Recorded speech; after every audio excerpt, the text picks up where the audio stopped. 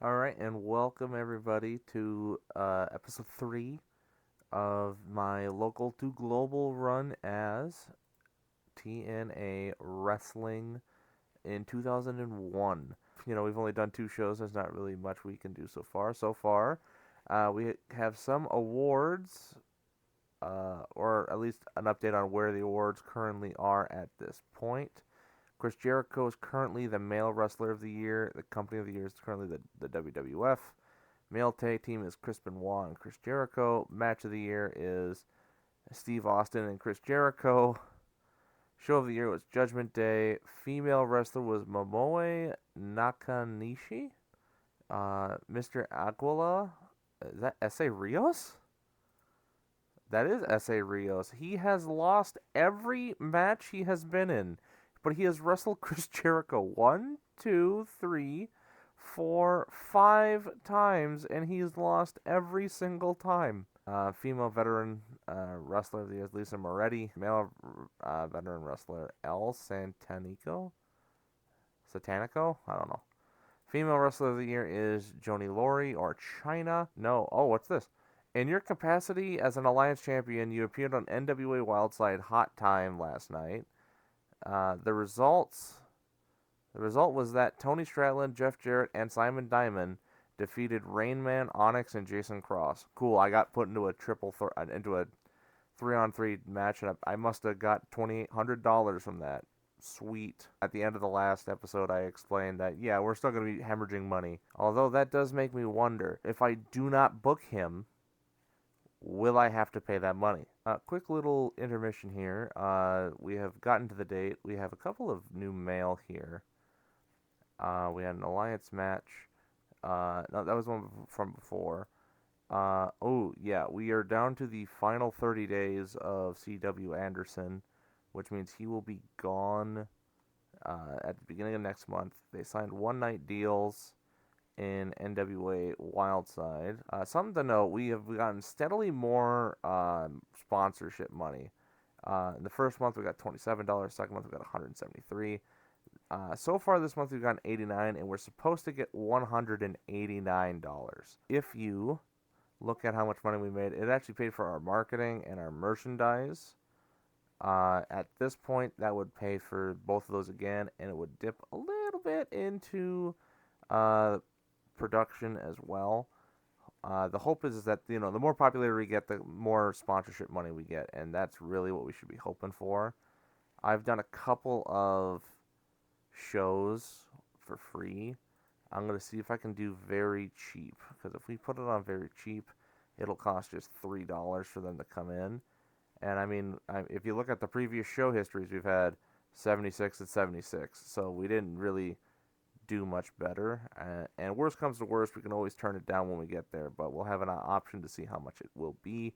So I am going to go in there. Actually, I'll do this with you, so you can actually see this as well. We're gonna give nobody the night off. There's no reason to. Tonight's venue, we are expecting 73 paid people here. Just a minor hit. We don't have enough people to really justify buying a venue, so we'll just go with the generic one. The booking team meeting, everyone's here. Now, you can't see this. I've noticed this. I have spent money. I've spent some of this creative booking energy on finishes. I have two of them. I have one finish that is likely to succeed and another one that's a big gamble, and those can be a benefit or they can be bad. I have 126 left over, so what I'm actually going to do is just grab a couple more. All right, so I got one that's a safe bet. This can only be applied to matches where Abyss is the victor. Ooh, and we got another one that is just a bit of a gamble. So we'll just have to see how this all works out. So with that, we have everything ready to go. Locker room incidents. Ooh, Sanjay Dutt and Paul London had to be separated after a heated argument. I wonder why they had to do that. In his role as morale officer, Colt Cabana tried to bring in CM Punk in to some backstage team building, but only succeeded in annoying him. Okay. Simon Diamond trained 6 students, and Simon Diamond trained 15 students. Michael Shane and John Cena were getting along pretty well. Their move was infectious and lifted everyone's spirits. Good to see. All right, that was everything, and now we could uh, address the locker room. I think instead we just won't do anything. There's not doing something every single time isn't always a benefit. So now here we are at the booking screen, and I will join you again when I have everything booked, and we'll go over it together. All right, and here for the first match, we have got Alexis Lurie taking on Summer. As you can tell by the booking, 29 match rating, which could have been worse, all things considered. The crowd rating shows that they were not really caring for this match at all, but the segment rating turned out to be pretty good, about a 28. Summer did appear to be off of her game, but I mean, she has no wrestling capability whatsoever. She's just there for match requirements. But all in all, a halfway decent opener to the show. Here in the second match of the night, we've got Monty Brown taking on Scotty Riggs. In a decent wild brawl, Monty Brown beats Scotty Riggs by pinfall. The match was okay, about a 26. The crowd got more into this one than the match before, and that brings up the match a little bit. Now we've got Christopher Daniels talking to John Cena. He's running down John Cena, getting ready for their match later on tonight. Following that promo, we then open up with Sanjay Dutt versus CM Punk. It is Sanjay Dutt's debut, but that doesn't matter as CM Punk beats him with a top rope pedigree. The match was pretty good, a 39. The crowd got into it a little bit, not too much, but a 41 match rating. And Sanjay Dutt and CM Punk have great chemistry, so they'll always put on really good matches. So that's always good to see at this point in the game. And now we have the other side of that promo. Christopher Daniels was hyping up the match, putting down John Cena. Now here comes John Cena to do the exact same thing to Christopher Daniels, about a 27 on it. Decently good promo, but now we move on to the next match, which is a NWA World Heavyweight Tag Team match between Anderson and Diamond and the Culture Club. With C.W. Anderson's contract expiring and him refusing to sign a new one, I have decided it is best to try and get the title off of them. So I decided that the Culture Club will beat C.W. Anderson and Simon Diamond, with C.W. Anderson taking the pin after getting hit with a shooting star leg drop, a 41 match rating. So far the best match, like wrestling-wise. The crowd got into it and added 38 at the end. Paul London and Jason Cross debut and win the NWA World Tag Team titles. After the match, irate that he has lost his tag team titles without even being pinned, he ends up taking his aggression out on C.W. Anderson, beating him down and leaving him in the ring, beaten and alone. Not exactly a great send-off, but he wouldn't resign, so what do you want me to do? We now get to the main event of the evening, a non-title match between X Division champion Christopher Daniels and up-and-comer John Cena. The match goes on for about 16 minutes, and what ends up happening is Christopher Daniels rolls him up and gets a handful of tights to keep him down and get the 3, and gets out of the ring before John Cena can do anything about it. And John Cena stands in the ring, looks down at Christopher Daniels, and is talking to him, and while he's talking to him, he doesn't notice Abyss roll into the ring coming in from the crowd. By the time he realizes that there's someone in the ring with him, he turns around and eats a black hole slam from the monster Abyss, who then spends the next couple of minutes just beating him down while James Mitchell is barking command on the outside.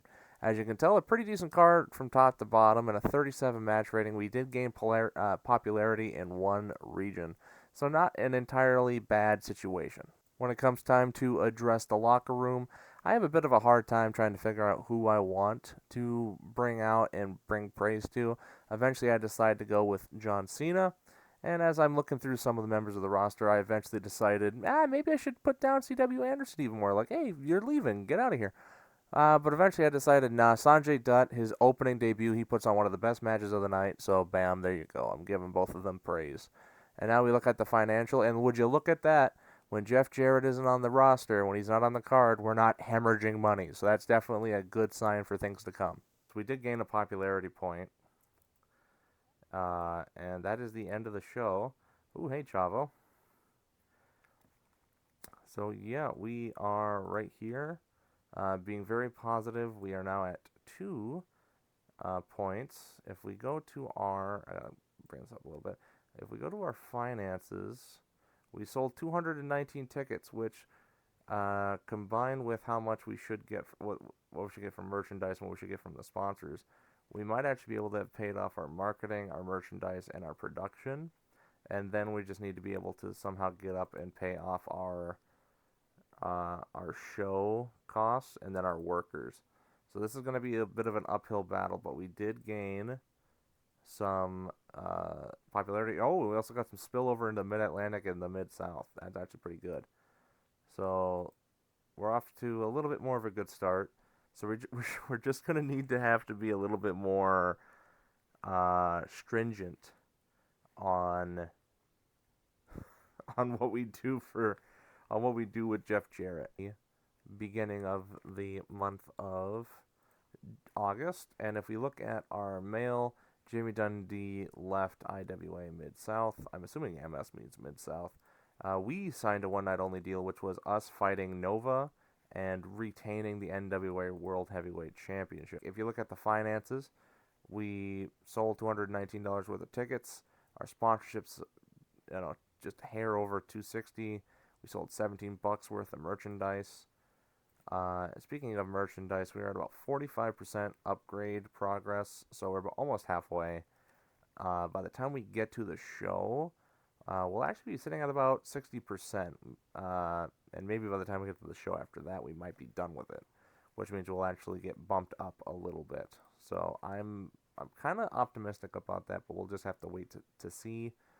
I think with that, I think that's the only thing that has come up or that we can go over at this point. So I'm going to simulate ahead. I also changed the name from pay-per-view to weekly event.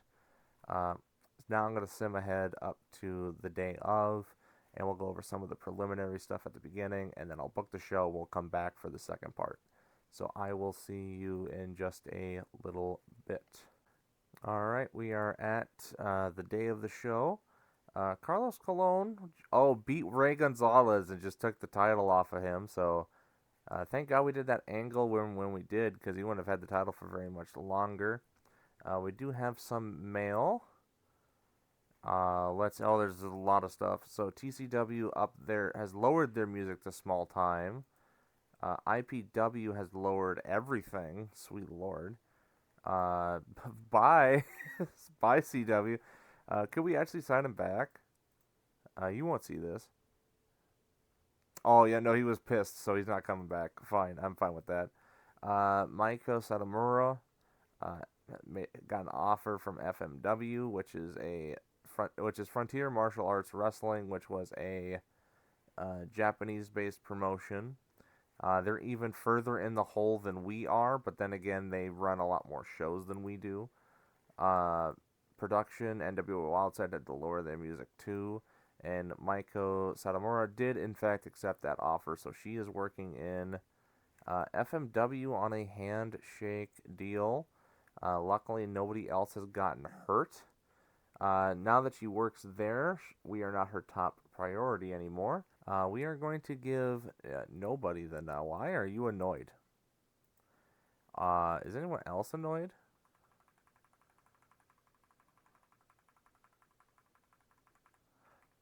Shark Boy. Yeah, Shark Boy is annoyed. Shark Boy and Abyss, why are you two annoyed? I suppose we'll find out. 78 fans, so we're getting a little bit more. We have another booking team meeting, which I'm just going to use purely for finishes. We have another likely to succeed option, and we have another. Oh, this one's a safe bet. All right, so that one will work. Any incidents? Ray Gonzalez is brought before the wrestlers' court, accused of moaning about stuff all the time, and bumming everyone else out. The judge, Jerry Jarrett, found him guilty and sentenced him to shut up or cheer up and to buy everyone drinks after the show. Simon Diamond doing some training for people. Let's address the locker room. I'm not going to do anything on this one either. There's not a reason for me to do anything. So now here we are on our fourth event, and I we'll see you all again when I got everything booked and we come back. So see you then. We start the second show. Oh, we got 81 people. That's a little bit more than they were expecting. I think we're supposed to get 78. Got a little bit more people through those doors. And the first match they saw was Kira versus Lacey in a eye candy style match. Not too bad in ring performances. Another poor rating for one of these women that I brought in, kind of haphazardly. 27 match rating, so it starts off all right. Can't complain. We move on to a angle with James Mitchell and Abyss. Essentially, this is James Mitchell coming out onto the screen, going, "Hey," I'm not being so candid, but being like, and the way he normally does, he's the sinister minister, voice of the devil, kind of an idea where, the monster has marked you, and now he will come after you. He will hunt you down until he has beaten you, until he has broken you, kind of an idea. So now John Cena and Abyss are gonna have a feud with one another at this time. Uh, John Cena is not in here; he is off screen. I was not willing to pay the money for that, but I digress. We move on to the next match, and this is a legitimate women's match. It is for the NWA World Women's Championship. Jazz defeats Alexis Lurie with an STF in about 12 minutes. This got a 30 match rating, so it went better than the previous match, but not by too much, which is kind of a shame. Alexis Lurie didn't do too bad. Jazz did all right. We now go on to the next one. Simon Diamond states that after a month of scouting and recruitment, he's found a new partner and is exercising his rematch clause for next month's TNA weekly event. That is right. This is the NWA. They do have rematch clauses. I do believe that normally you have to be within a set amount of time. I do think if you get injured, it's a little different. So if you got hurt when you had the title, you had to relinquish it. When you come back, you get a shot for the title, technically, that you never lost, kind of an idea. So that's what's going to happen next week. Who's his partner going to be? Ooh, you're going to have to wait and see. Then we have, speaking of the NWA World Tag Team titles, we actually have the NWA World Tag Team title match right here, right now. The Culture Club defeated the what is it? The mishmash team of Mikey Henderson and Chris Henderson. Chris Sabin, not Chris Henderson. And the Culture Club win in about 11 minutes. Shooting star press from Paul London. I just realized that both Paul London and Jason Cross have a shooting star something as their finisher. That's pretty neat. Jason Cross and Paul London easily head and shoulders above their opponents. Mikey Henderson and Chris Sabin made their debut. A 38 match rating, so not too bad of a match here. I'm actually quite happy with how that went. We go on to the next one. I tried to have them do like a celebratory promo where they come out and like, yeah, we're here, we're gonna stay here, we're gonna be great, so on and so forth, putting themselves over essentially. It didn't go well, as you could clearly tell by the 19.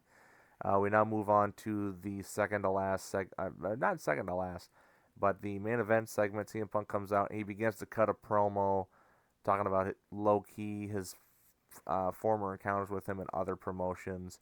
However, and starts to run him down, but before he can get very far into that, Low-Ki comes out and they have a stare down in the ring. Punk tosses the mic out of the ring. The bell rings, the match begins, and they get a 39. Great wrestling, decent reaction from the crowd. Low-Ki did very good on that, and it's a draw. CM Punk drew with Low-Ki in 12 minutes following a double pinfall. So since they had a draw, what do we do now? And it has been decided that after the draw, Punk and Low-Ki are declared co-number one contenders, and they will face Christopher Daniels at next month's TNA weekly event for the X Division Championship. So a triple threat match. So next month's is going to be a little stacked. We had a 35. We don't need to knock them out of the park. We just need to get those show increases. Address the locker room. Bring down. Who do I want to say did a really good job? Really, Jason, I guess. All right, bring in Simon Diamond. Just to, further that from last month. And let's actually go Jason Cross. No, I don't want to give him a hug. praise for a good performance. Financial report. We did a little bit better. We did a little bit better in ticket sales. We made $1 more in merchandise. I don't think we paid as much for workers.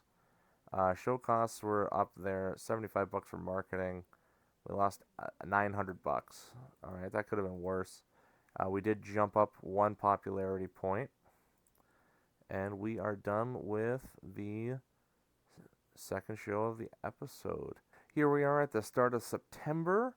We're steadily making our way through the months as it goes. I just saw CM Punk's name. CM Punk for success. STW are preparing a big push for him. Ugh, I don't like him getting more publicity. All right, so I believe this is where we left off last time. So MCW lowered their music. That's the WWE. That's their developmental alliance match. I got booked in 01, which is a Japanese company, and I defended the NWA World Heavyweight Championship against Alexander Otsuka. So cool. I actually defended it in Japan. Paul London went to NWA Wildside by himself. No, he and the Culture Club went, and they defended the World Tag Team titles over there against the Nature Boys.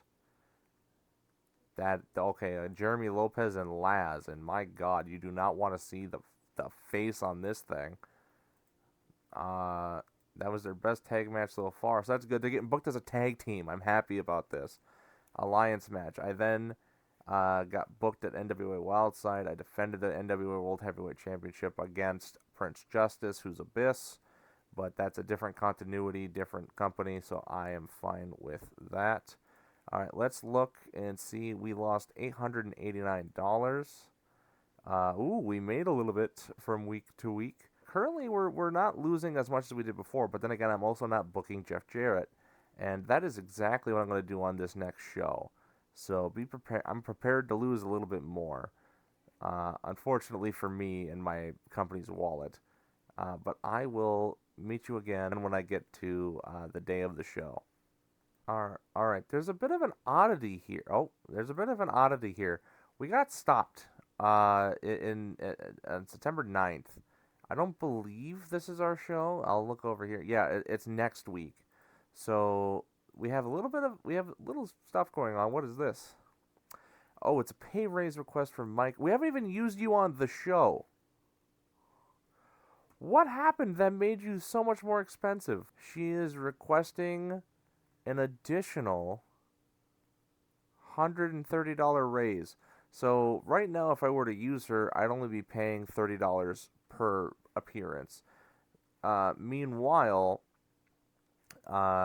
she wants to be paid $160 per appearance. Now, because she's from Japan, there's a problem with this, which is that to fly her over costs me $200. So I'd end up paying her $360 just to appear on a show. I'll accept the request, and then I'm going to have her sign a deal, and she will not be a part of the show anymore. Shark Boy has problems. Why are you mad, Shark Boy? Please, annoyed at a poor new gimmick. Well, that's not my fault. You didn't get it. You didn't get it over, my bro. All right. Well, we got some mail. I wasn't prepared for this. Paul London went and worked another day for Wildside. So that was just a weird little stoppage. Same thing as before. We'll meet back up again when we get to the show. All right, we are here on the day of the show, and we got a little bit more mail. Oh God. Okay, I saw injured, and immediately it just got flashbacks in my head of, oh my God, another herniated disc. Nope, just a bruised eye socket. So yeah, essentially he's just gonna have a black eye. That was the only noteworthy thing that had happened.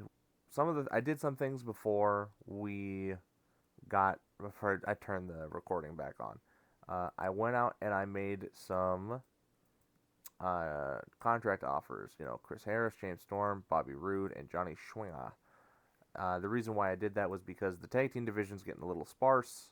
we need more people to add to the tag team division. And along with that, I am going to tell you now, I'm going to reveal the tag team that it is. It's going to be Simon Diamond and Jamie Dundee. Nobody's getting the night off. Abyss is mad. I don't know why. We should expect 83 fans for the show. Uh, oh, despite his best efforts to make alternate arrangements, Shark Boy has been stranded at the airport and will not be able to make the show. That sucks, but all right. That's his problem. Locker room incidents. Nope, just nothing happened. Oh, Sanjay Dutt and Jamie Dundee had to be separated after a heated argument. CM Punk and Paul London have really bonded backstage, having discovered a shared love of Harley Davidsons. Interesting. Let's do an Inspire. Everyone's down for it. Sweet. All right, we are only missing Shark Boy. that that's it. So now we have the show, and as I told you before, we're gonna have four championship matches here at the show. I'm gonna put it all down on the board so you can take a look at it so we can go over it later. So I will see you here in just a little bit. All right, and we begin the third and final show of this episode, the September edition of the weekly event. We start up with a match we had, I think, a couple of months ago. Alexis Lurie versus Summer in a eye candy match. Alexis Lurie wins it in about 6 minutes with a tornado DDT. The very next match, you have John Cena defeating Abyss by by disqualification when Abyss intentionally gets disqualified. So essentially, what happened here was the match begins. Abyss is on the winning end of it at the beginning. However, after about 2 minutes of Abyss being on the winning end, Cena comes roaring back, and at a certain point, Abyss stops trying to wrestle, goes outside and grabs a chair, comes back in and hits John Cena in the chest with it. And this leads to the two of them having an extended fight after the match is over. However, Abyss gets the upper hand after using weaponry on Cena, hits Cena with a black hole slam. We then move on to the Women's World Wrestling title. Jazz got hurt here in this match. She defeated Beth Phoenix and Kyra after she pinned Beth Phoenix with a Fisherman's Buster.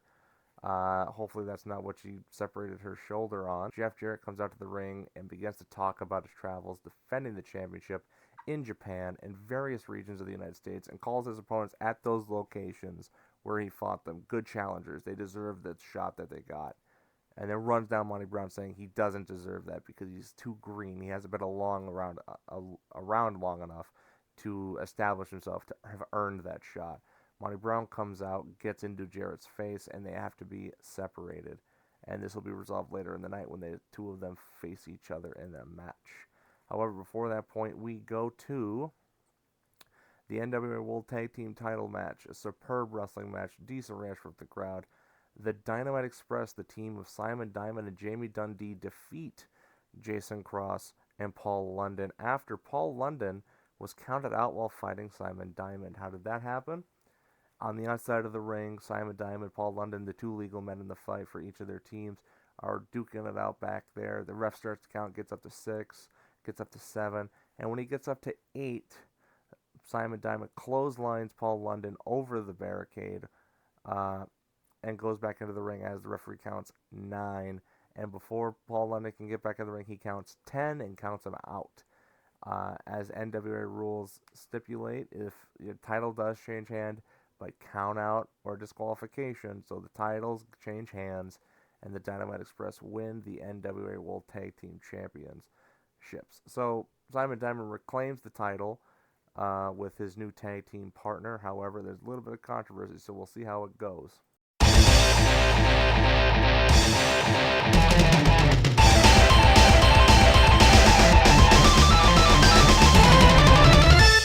Now we have the match between Monty Brown and Jeff Jarrett. Monty Brown didn't do very hot in-ring performance. Jeff Jarrett carried him most of the way, but it ends up in a good match.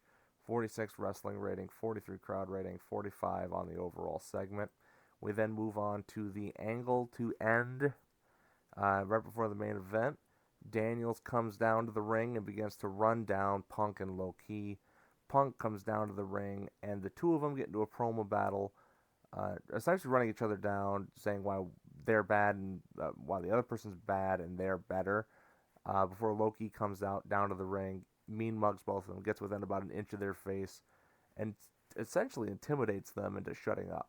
At which point they throw out the microphones and the bell rings, and that leads us to the main event match, a superb wrestling match. Daniels wins after pinning CM Punk with a sit-out pedigree. What happened? Low Ki hit CM Punk in the back of the head with a stiff kick, and before Low Ki could capitalize on a pinfall, Christopher Daniels hit him with a sit-out pedigree, threw him out of the ring, hit Punk with one, and wins the match, effectively retaining his TNA X Division Championship. And that will end the show. A 43 match rating, and we gained 1 popularity. So that went very well. I will give myself a pat on the back. I can't. CM Punk did well. CM Punk and Christopher Daniels, those guys both did well. Low Ki was the weak link in that match, shockingly enough. He was a 42, I think. I do not want to give him a hug. I just want to praise him for a good performance. Injury review. All right, yeah, Jazz got hurt, but they'll be back before the next show, so that's fine. Financial report. Yeah, that's the Jeff Jarrett special right there. But we did gain a popularity point, so that's good. Now we will not use Jeff Jarrett again for the next couple of months. All right, so let's take a look here. From here. Oh, from here. Summer can't sell anything worth a damn, in my opinion. She needs to learn how to work. She's not here to learn how to work. She's here to look cute on camera. And yeah, she separated her shoulder, and I know that's bad to say, but unfortunately, that's what I need her to do on camera. We did make more money ticket sales. We had one more person show up. We're almost making $500 a month for sponsorship, but we are in the hole, and I am not a fan of how much in the hole we are. I thank you for watching, and I'll see you again for the next part. Goodbye.